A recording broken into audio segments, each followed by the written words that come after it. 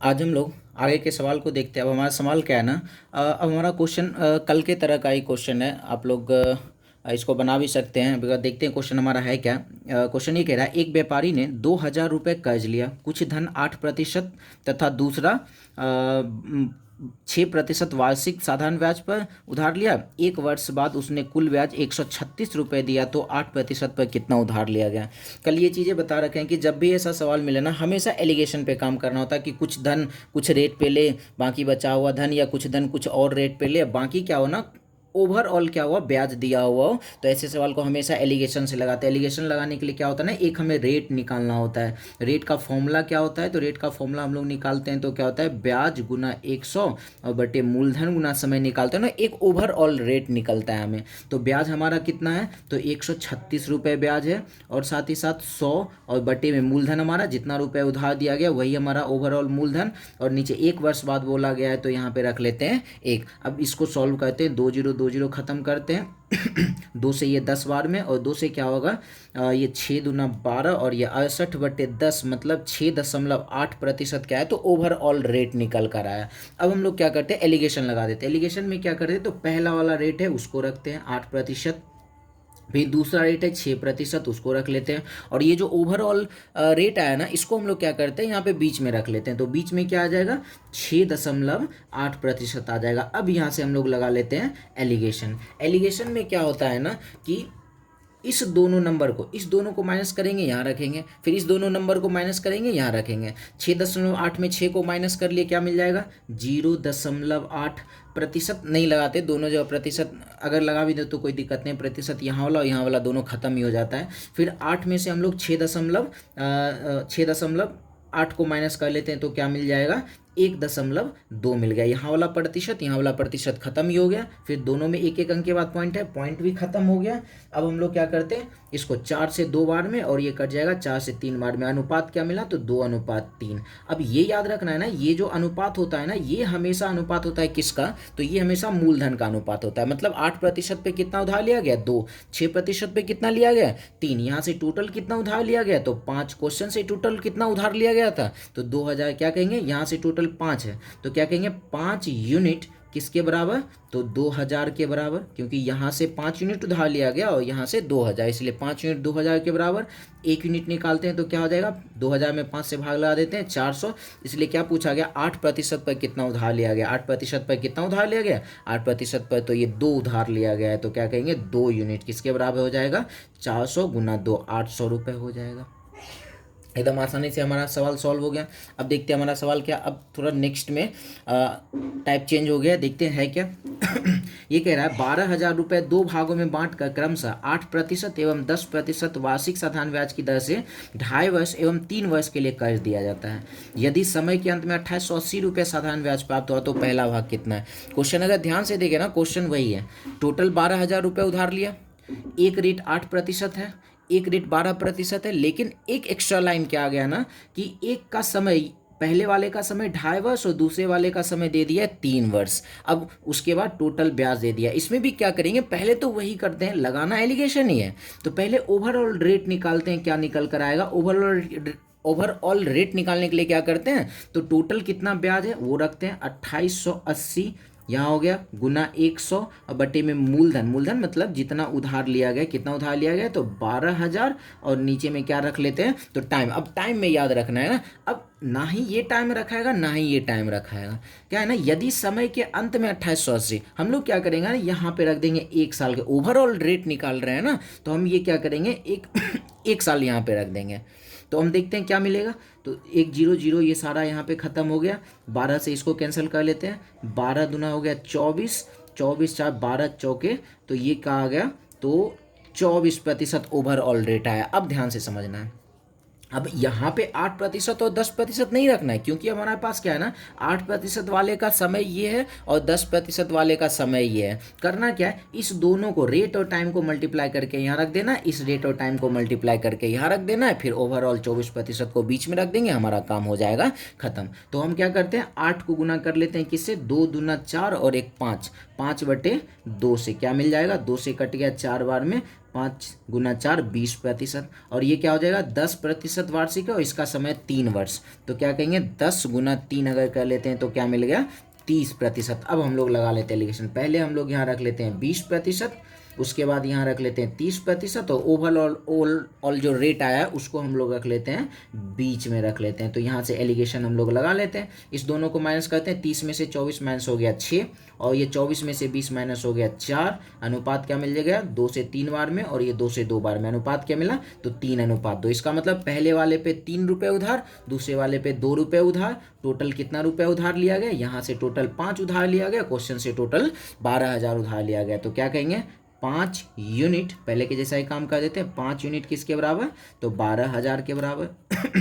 1 unit किसके बराबर, तो 1 यूनिट हो जाएगा यहाँ 5 से 120 को हम लोग 12,000 को कैंसिल कर लेते हैं, तो ये कट जाएगा 24 25 120, और 2400 रुपये। हमसे क्या पूछा, पहला भाग कितना है, पहला भाग है 3, इसलिए 3 यूनिट हम लोग निकाल लेते हैं। 24 गुना 3 क्या हो जाएगा, तो 7200 रुपये इसका हो गया पहला भाग का मूलधन।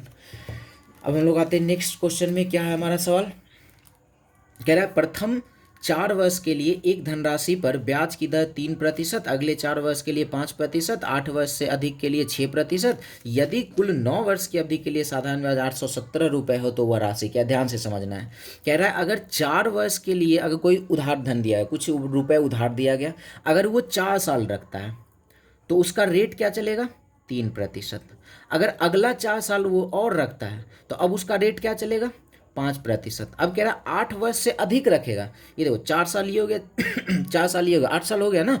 8 साल से जैसे ही अधिक रखेगा तो इसका रेट क्या चलेगा 6% चलेगा, यहाँ 8 साल से अधिक वाले के लिए। तो क्या कह रहा है यदि कुल 9 वर्ष में, अब ये देखना है टोटल ये 9 वर्ष रख रहा है ना, 4 वर्ष ये हो गया जिस पर रेट 3 चलेगा, 4 वर्ष ये हो गया जिस पर रेट 5% चलेगा, 4 4 8 साल हो गया, बचा कितना 1 साल। उस 1 साल के लिए रेट क्या हो जाएगा ना, तो ये 6% हो जाएगा। अब टोटल ब्याज 817 है, तो याद है ना ब्याज का प्रतिशत कहाँ से लाते हैं, R/T से लाते हैं। तो R/T को यहाँ मल्टीप्लाई करते हैं, ये 12%, ये 20%, और ये क्या हो जाएगा 6%। टोटल ब्याज देख लेते हैं कितना हो जाएगा, 12 20 और 6 को ऐड कर लेते हैं तो कितना हो जाएगा 20 और 10 30, 30 और 8 38%। यहाँ से ब्याज का प्रतिशत मिला 38%, और क्वेश्चन में ब्याज कितना है 817। तो क्या कहेंगे 38% किसके बराबर 817 के बराबर। पूछा हुआ राशि क्या है, तो राशि हमेशा मूलधन 100% के बराबर। 100% बराबर वॉट निकाल लेते हैं, यहाँ से क्रॉस मेथड में काम कर लेते हैं। जिसके साथ वॉट नहीं है पहले उसको गुना कर लेते हैं, 817 गुना 100, नीचे क्या करते हैं तो जिसके साथ वॉट है उसको रख लेते हैं। अब ये 2 से ये 50 बार में, 2 से ये कैंसिल हो जाएगा 19 बार में बाकी हम इसको कैंसिल कर लेते हैं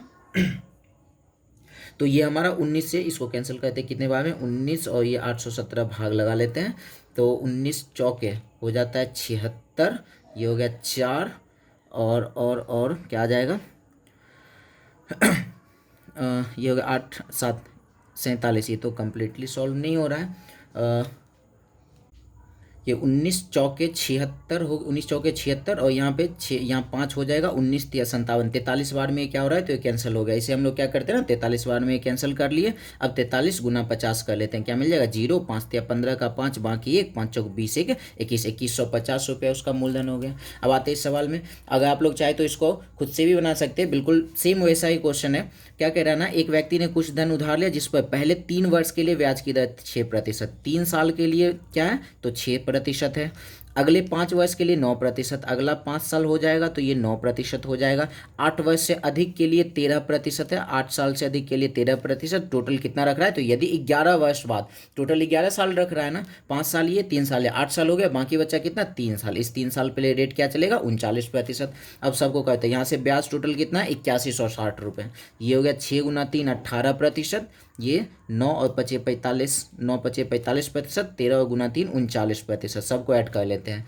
9 और 8 17, 17 5 कितना हो जाएगा 22 का 2, बाकी 2, 3 2 5, 5 4 9 1 10, 102%। यहाँ से ब्याज का प्रतिशत 102, और हमारा ब्याज यहाँ कितना 8160। तो क्या कहेंगे 102% किसके बराबर 8160 के बराबर। मूलधन पूछा है तो हम लोग क्या करते हैं 100% बराबर यहाँ से निकाल लेते हैं। फिर से वही काम क्रॉस मेथड कर लेते हैं, 8160 गुना 100 और ये बटे में नीचे आ जाएगा 102 हो गया। अब कैंसिल करते हैं, 2 से ये कैंसिल हो जाएगा 50 बार में, 2 से कैंसिल हो जाएगा कितने बार में, 51 बार में। 51 से 8160 को कैंसिल करते हैं, बिल्कुल कैंसिल हो ही जाएगा। तो हम लोग कहाँ साइड में कर लेते हैं, यहाँ कर लेते हैं 51 से 81860 में करते हैं, ये 1 टाइम्स में हो गया 51, 0 3 और 6, ये आ जाएगा 6। 160 बार में क्या हो रहा है ना, तो कैंसिल हुए जा रहा है। तो ये हम लोग यहाँ कैंसिल कर दिए 160 बार में। 160 गुना 50 क्या हो जाएगा, तो 8000 रुपये इसका